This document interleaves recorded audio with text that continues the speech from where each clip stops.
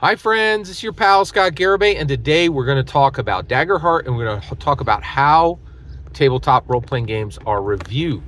Which and yeah, so let's jump into it. So basically, Seth Skorkowski did an entire video on how to review tabletop role-playing games a while ago, and then I clapped back at him because I thought he was wrong.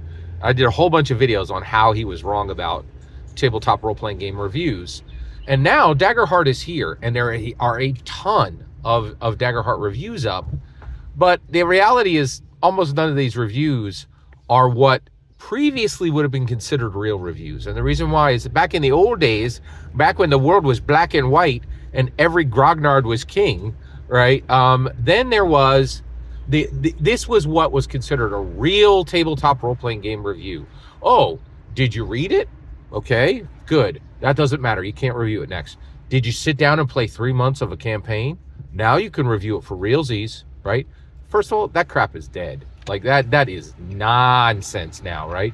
And so the vast majority of reviews right now for Daggerheart ain't nobody been play. Nobody has played it, right? Like, and the reason why is it's been out for 3 weeks, right? Ain't nobody been playing a bunch of. I don't know if there's been even a bunch of many one shots that have been run, right? And so, but here, and this is the good news, right? But there's a ton of reviews, and that's correct. And the reason why is people are like, I can't be quiet about this. Like, this is what's hot right now, and this is the vibe winner. Bye-bye, Shadow Dark. You're finished, right? Like, everybody can stop worrying about Shadow Dark now, because the reality is Kelsey Dion didn't step up, right? They freaking handed her the OSR crown, and she's like, I'm going to set this on the table and do nothing with it, right? She did not do anything real with Shadow Dark. She really could have moved forward on that. And what she really did was she gave herself a comfortable life.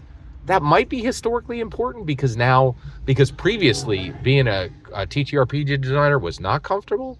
But the reality is she wouldn't do the sacrifices that Gary did. And I get that because the sacrifices Gary did were astronomically sufferable. Like they were suffering dipped in sanguine. Like it was bad, right? And she's like, no, I'm not going to do that. I'm going to have a good life. I'm going to go to a lot of cons. I'm going to receive a bunch of love.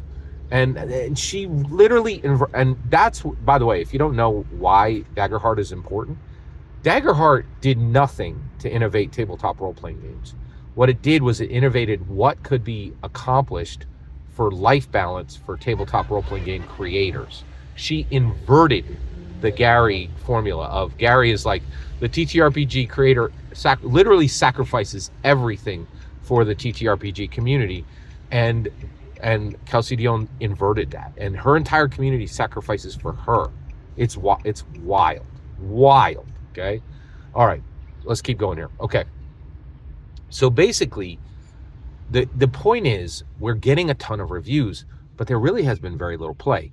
But that is correct. That is absolutely correct. Okay. So I should be getting your initial thought. Your review is really 8 videos over 3 months. It's not one stupid video you waited 3 months before. And so my point is, right, if you're a D&D commentator, if you're a Daggerheart commentator, if you're a TTRPG commentator, don't wait 3 months to give your review. Start your review very early and realize that your review is 8 to 80 videos over 3 months, right? And I need to know what you're feeling, how your spirit is impacted, and how your brain is impacted all along the journey, right? And what also is extremely important to realize is all this is new, all this is fresh, and what's really important about Daggerheart is previously these conversations only happened on Dungeons and Dragons, right? And the reality is, like, people, and this is the other thing, is new tabletop role-playing games drop all the time. My brand new tabletop role-playing game, ABC RPG, you can find the link below, is in playtest right now. Nobody cares. And the reason why is the rules are better than Dungeons and Dragons, but the art isn't better than Dungeons and Dragons, and the layout isn't better than Dungeons and Dragons. And I'm an American nano celebrity. I'm not an American celebrity, right? So that's what you need. And so under that rules, right, almost none of these tabletop role-playing games matter, right?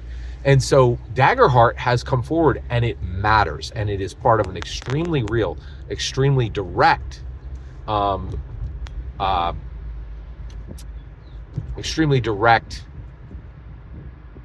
discussion, and every influencer is on it. This is a real historic event in tabletop role-playing game history, and specifically in Dungeons. And actually, there really is no tabletop role-playing game history. There is only Dungeons and Dragons history and its competitors. That's it. If you are a tabletop role-playing game, there's no reason for anybody even to talk about you as a TTRPG. You are simply a Dungeons and Dragons competitor. That's all the industry is. It is Dungeons and Dragons, and it is every competitor it has. And now, this is interesting. There's one contender. D&D has a contender, like a Mr. T that has emerged from the mist, right? Clubber Lang, right? That is the way to think about it. And the fight is about to happen. It hasn't happened yet, right? Why hasn't it happened yet? Because Travis Willingham couldn't print the book in the numbers needed, right? So right now, a bunch of influencers have the book, a bunch of incredibly dedicated, smart TTRPG collectors and enthusiasts and advocates and champions like me have it, but nobody else, man. Nobody else. Every single word you just heard is my humble opinion. Nothing more, nothing less.